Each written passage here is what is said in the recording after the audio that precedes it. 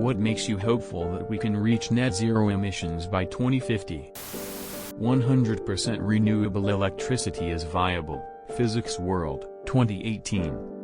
Podcast, Tom Raftery, The Coming Green Revolution, Smarter Markets, 2021 https://www.smartermarketspod.com/Tom Raftery The Coming Green Revolution / The argument for renewables is purely an economic one. The Guardian, 2017.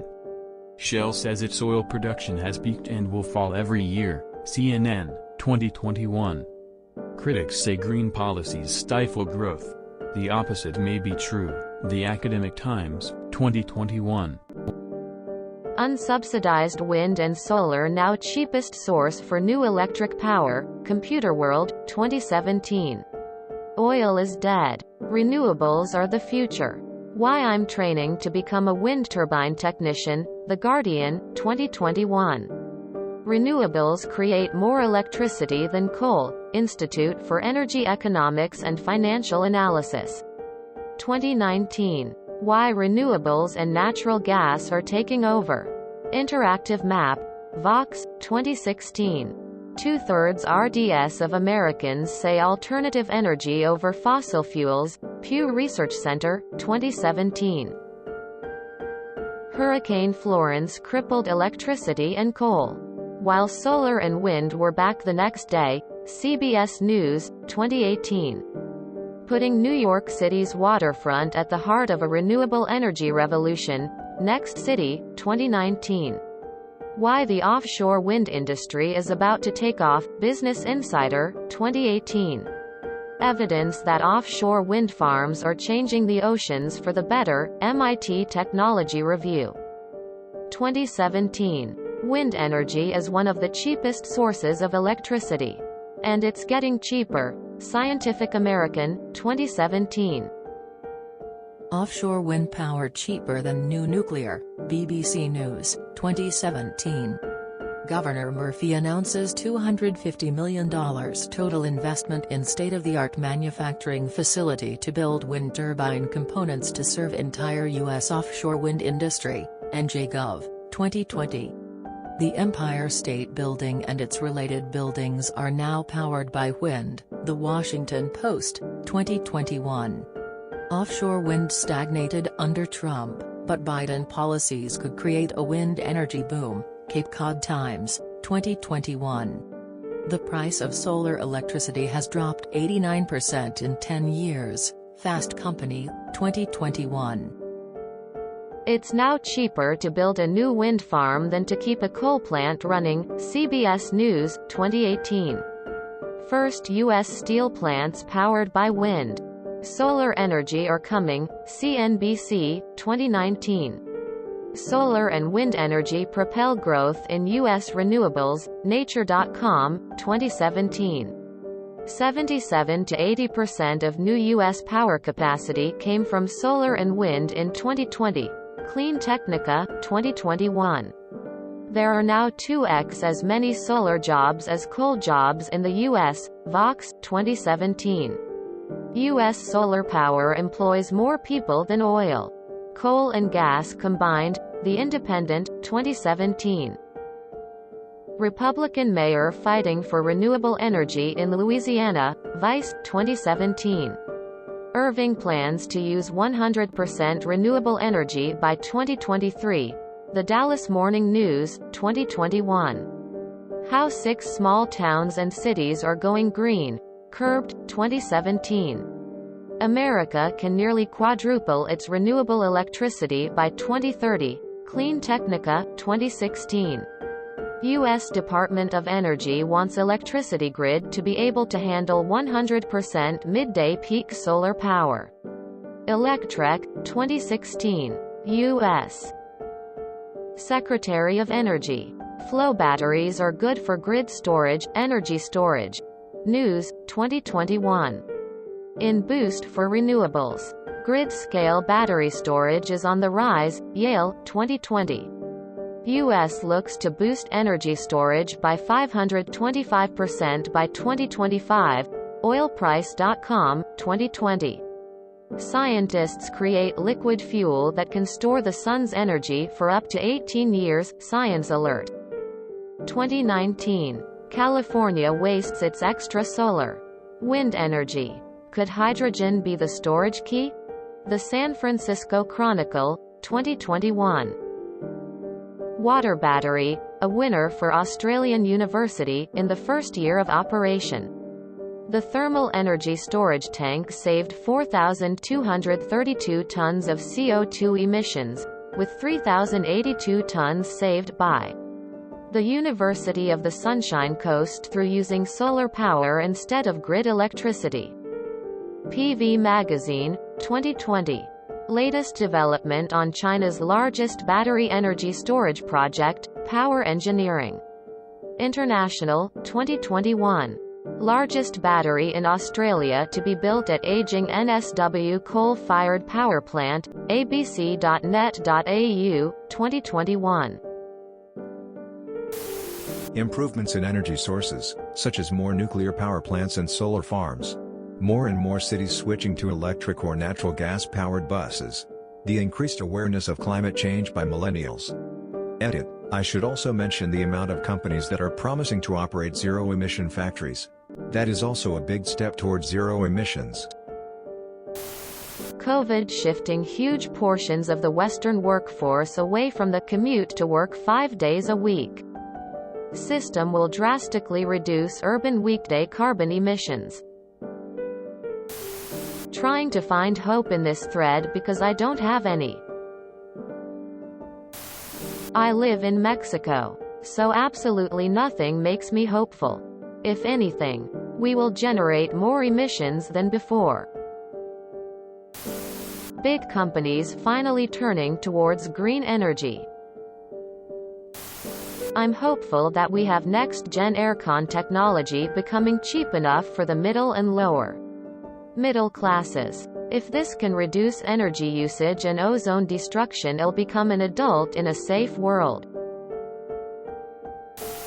Scotland produces too much renewable energy that it's capable of powering multiple Scotlands. There's more public support for taking big steps to avoid a climate disaster than ever before. It's inspiring to see governments and companies around the world set ambitious goals for reducing emissions. The world's power to invent makes me optimistic. I hope that nuclear programs will take off. Lots of people are hating on nuclear power as they think it will be Chernobyl v2. But in reality, today, lots if nuclear programs are way more safer and way more efficient compared to old times. Also, uranium is really strong and we don't have to worry about it as much as we can recycle large portions of it. Honestly, I have little faith. Average people have little control over how they live and rely on giant corporations and billionaires to do the right thing. So far as I can tell, this is not going well. 75% of my recyclables go into the landfill and I hardly use any motorized transportation. I've got reusable bags up the wazoo and LED lights in every room. All I want is a small house that's easy to warm in the winter on some land where I can grow food. Perhaps even a community garden. It feels like all meaningful change is out of my hands because I cannot afford solar panels, let alone property to put them on. I am at the mercy of whatever my landlord decides to do and have no choice but to get my groceries from the store or farmer's market when I can. Meanwhile, every ounce of carbon I fight to prevent myself from contributing is pumped out threefold by mega corporations, including Microsoft. Thanks.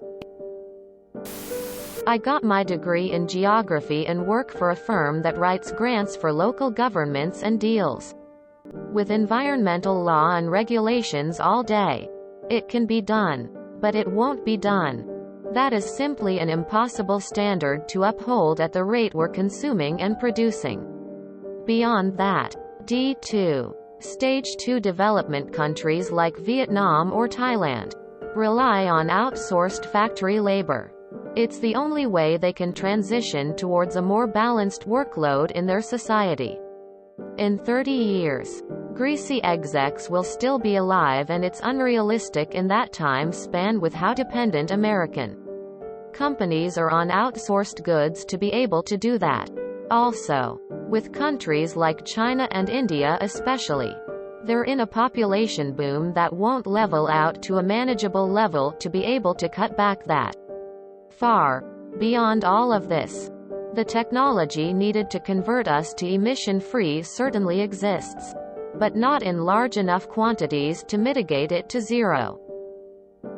In fact, we pollute a fuck-ton by producing the raw materials required to build them, like silicon in Russia and China. Progress in fusion energy, superconductivity, indoor multi-story farming, vegetarian-centric diets, and large-scale seawater desalination. Working from home, reduced working hours. Even if we can meet the goal of zero emissions by 2050, I'm still worried about the accumulated negative effects by then.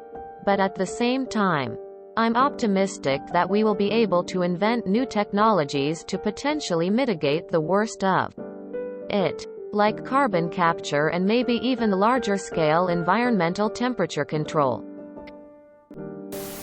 Science and people working in science give me hope. Politicians and businesses don't.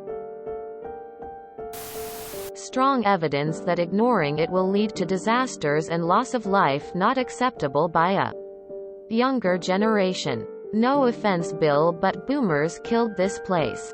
My generation is going to have to clean up their mess. I'm just glad that you don't seem to be like the rest of your age group. The problem isn't to reach zero by 2050.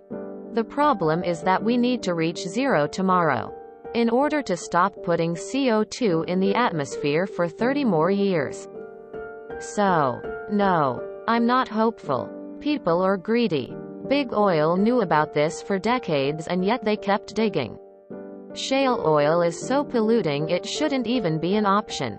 The only hope I have for this is that powerful people, who have significant reach and a loud voice, such as you, sir, are starting to take action. Because to steer humanity toward zero, it will take a tremendous effort, and in this regard, one Bill Gates is equivalent to 12,000 average Joes.